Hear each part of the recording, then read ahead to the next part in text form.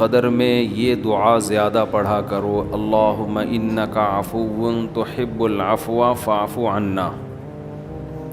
اے اللہ تو معافی کو پسند کرتا ہے، سراپا معافی ہے، بس تو ہمیں معاف کر دے۔ قرآن میں 2 جگہ اللہ نے لیلۃ القدر کی فضیلت بیان کی، ایک سورہ دخان میں اور ایک سورہ قدر میں۔ سورہ دخان میں کہا انا انزلناہ فی لیلۃ مبارکہ، ہم نے اس قرآن کو نازل کیا برکت والی رات میں۔ اور سورہ قدر میں ہے انا انزلناہ فی لیلۃ القدر، ہم نے قدر کی رات میں اس کو نازل کیا۔ اور دونوں جگہ قرآن میں ہے تنزل الملائکۃ والروح فیہا من کل امر باذن ربہم من کل امر، کہ فرشتے اس رات میں اللہ کے حکم کو لے کر نازل ہوتے ہیں۔ اور سورہ دخان میں کہا فیہا یفرق کل امر حکیم، ہر حکمت والے فیصلے اس رات میں کیے جاتے ہیں۔ تو یہ سب لیلۃ القدر کے بارے میں ہے، اس کو لوگ شب برات پر لے جاتے ہیں۔ اور قرآن میں ہے خیر من الف شہر، 1000 مہینے سے بہتر ہے۔ تو اس لیے لیلۃ القدر کو تلاش کرنا چاہیے، ہمیں متعین طور پر وہ بتائی نہیں گئی ہے، بتایا گیا تھا نبی صلی اللہ علیہ وسلم کو، لیکن آپ کو بھلا دیا گیا۔ اس میں حکمتیں ہیں، مصلحتیں ہیں۔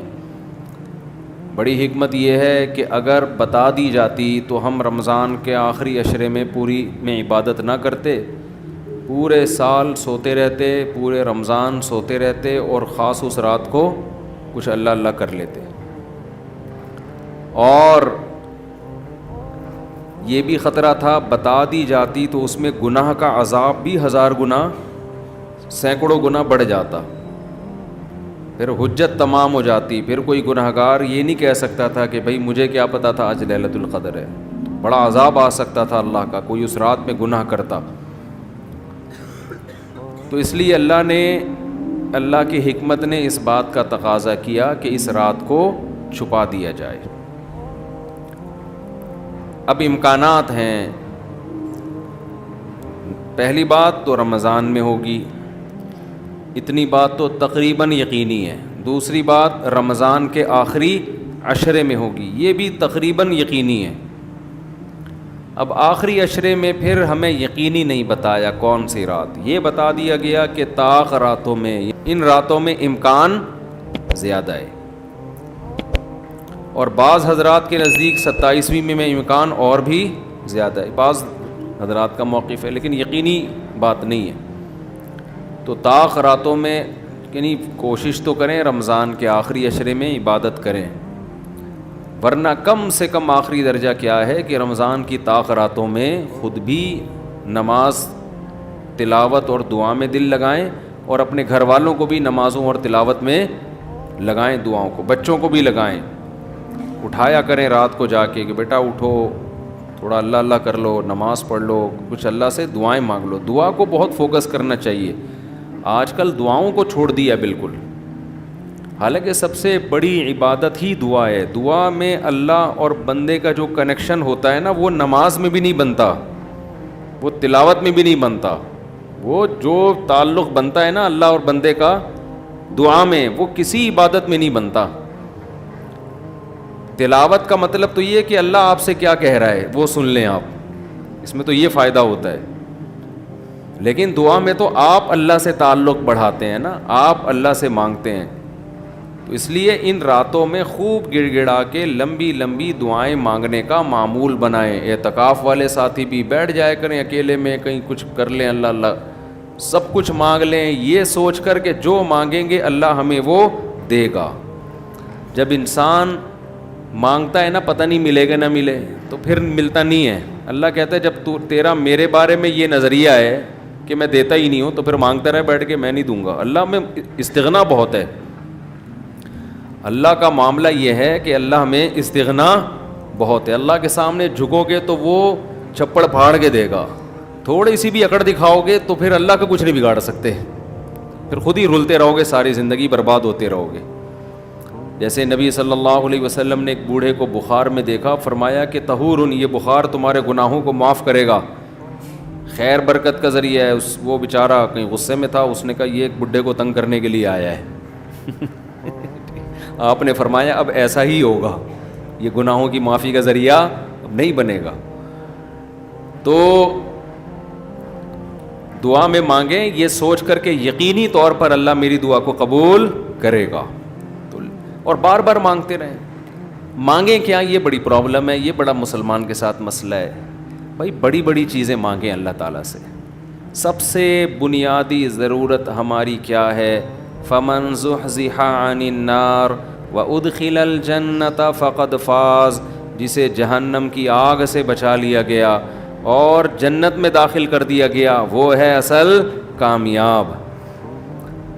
یہ مانگو اللہ تعالیٰ سے, اے اللہ مجھے جنت. مانگنے کا مطلب پتہ ہے کیا ہوتا ہے؟ یہ نہیں ہوتا کہ میں انہی بدماشیوں میں رہوں لیکن آخرت میں مجھے معاف کر کے جنت میں داخل کر دینا, یہ قطعاً مطلب نہیں ہے.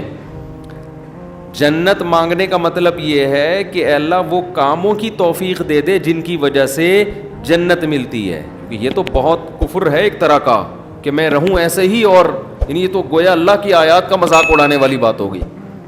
تو ہدایت مانگے, ہدایت, سیدھا راستہ, ایسا راستہ کہ جس پہ چل کے کیا ملتی ہے؟ جنت. اس راستے پہ چلا دے. یہ سب سے زیادہ مانگا کریں. اور جو دین کے کام میں لگے ہوئے ہیں, مبلغین ہیں, علماء ہیں, دینی مدرسے کے طلباء ہیں, وہ ایک اور دعا بہت زیادہ مانگا کریں, کیونکہ ان کو صرف جنت تھوڑی چاہیے, ان کو تو یہ چاہیے کہ ہمیں اللہ نے پیغمبروں کا وارث بنایا ہے, تو ہم سے اے اللہ تو دین کا کام بہت زیادہ لے لے, جو ہمارا مقصد ہے, ہمارا ہدف ہے. اگر ایک عالم کاروبار کامیاب کر کے چلا گیا تو یہ کون سا تیر مار لیا اس نے, یہ کوئی اس کا اصل کام تھوڑی تھا. ایک عالم شادی کر کے 4 شادیاں کی اور دھڑا دھڑ بچے پیدا کر کے دنیا سے چلا گیا, کام تو یہ بھی اچھا کیا اس نے, لیکن یہ اس کا اصل ہدف, یہ تو کوئی بھی کر سکتا ہے. یہ تو ابو ظہبی کے جو سابق بادشاہ تھے ان کے میرے خیال ہے 100 کے قریب کہا جاتا ہے بیٹے بیٹے تھے ان کے, دھڑا دھڑ شادیاں کی انہوں نے. وہ لوگ تو پھر طلاقیں دے دے کے بھی کرتے رہتے ہیں نا عرب بادشاہ, انہیں کوئی نہیں پوچھتا کہ طلاق دے بھی ہم آپ اور نہیں, یہ حرکت شروع کر دینا, پٹو گے بہت برے طریقے سے. اور ویسے بھی شریعت میں پسندیدہ کام نہیں ہے طلاق دینا, کہ عرب لوگوں کے پاس پیسہ بہت ہے, وہ بھائی ایک بیوی کو طلاق دی, یہ بھائی بنگلہ دے دیا, وہ خوش ہوتی ہے, چل بھائی بنگلہ ملا, ایک اور شادی کی, تو ان کے ہو جاتے ہیں 100. تو عالم کا اصل کام کیا ہے؟ اللہ اس سے دین کا کام لے لے. جیسے پیغمبروں کو دنیا میں بھیجا گیا دین کی خدمت کے لیے, وہ اگر وہی نہ کریں تو پھر ان کا مقام اور مرتبہ ہے, ظاہر ہے ان کا مقام کس لیے؟ دین کی خدمت. تو جو دینی مدرسوں کے طلباء ہیں, علماء ہیں, ان کا تو یہ فرض ہے کہ اتنا مانگے اللہ سے کہ اللہ ہماری صلاحیتیں ضائع نہ ہوں, تو ہم سے دین کا بہت زیادہ کام لے لے. ایک عامی آدمی بھی یہ دعا مانگ سکتا ہے, لیکن طلباء اور علماء کے لیے اس کی اہمیت زیادہ ہے. تو اس میں ہمارے حضرت یہ دعا بتایا کرتے تھے, اے اللہ اخلاص کے ساتھ کام لے لے دین کا, کیونکہ دین کے کام میں بہت دفعہ ریاکاری آتی ہے. کام دین کا ہوتا ہے لیکن پھر آدمی کی اپنی انا شامل ہو جاتی ہے, اپنی پبلسٹی, میں بڑا بن جاؤں, میری پروموشن ہو, مجھے لوگ واہ واہ کریں, یہ نفس کی خواہش اس میں کیا ہوتی ہے شامل, اور اس سے دین کا کام تو ہو جاتا ہے, آپ کو قیامت کے دن ٹکے کا بھی اجر نہیں ملتا. کیوں؟ حدیث میں آتا ہے ان اللہ رب یؤید ھذا الدین برجل فاجر او کما قال صلی اللہ علیہ وسلم, اللہ بعض دفعہ کسی فاسق سے بھی دین کا کام لے لیتے ہیں. اس کا اللہ کی نظر میں مقام نہیں ہوتا, لیکن بعض دفعہ کام اللہ اس سے لے لیتے ہیں, ہو جاتا ہے, لیکن مقبول نہیں ہوتا وہ. تو اخلاص کے ساتھ دین کے کام کی اللہ توفیق دے. کس کے ساتھ؟ اخلاص. دوسرا عافیت کے ساتھ. دین کے کاموں میں آزمائشیں بہت ہیں, جیلیں بھی ہیں, لوگوں کی صلواتیں بھی ہیں, تو انسان اللہ سے دعا یہی مانگے کہ عافیت کے ساتھ ہو جائے, آزمائشوں میں نہ گھروں میں. اور تیسری بات قوت اور ہمت کے ساتھ. قوت الگ چیز ہے, ہمت الگ. پاور بھی ہو میرے پاس کام کی, کمزور آدمی دنیا میں کام نہیں کر سکتا تو کام بھی قوت کے ساتھ ہو, پاور کے ساتھ, جاندار کام ہو, کچھ کر کے جاؤں دنیا سے. لوگ کہیں بھائی, لوگ کہیں نہ کہیں, اللہ کہے کہ کچھ کر کے گیا ہے. لوگوں کو بعض دفعہ پتہ ہی نہیں ہوتا, کر کوئی اور رہا ہوتا ہے, کیش کوئی اور کرا رہا ہوتا ہے. تو اللہ کو پتہ ہے, اللہ کہے کہ واقعی تو کچھ کر کے آیا ہے. اور چوتھا, ہمت کے ساتھ.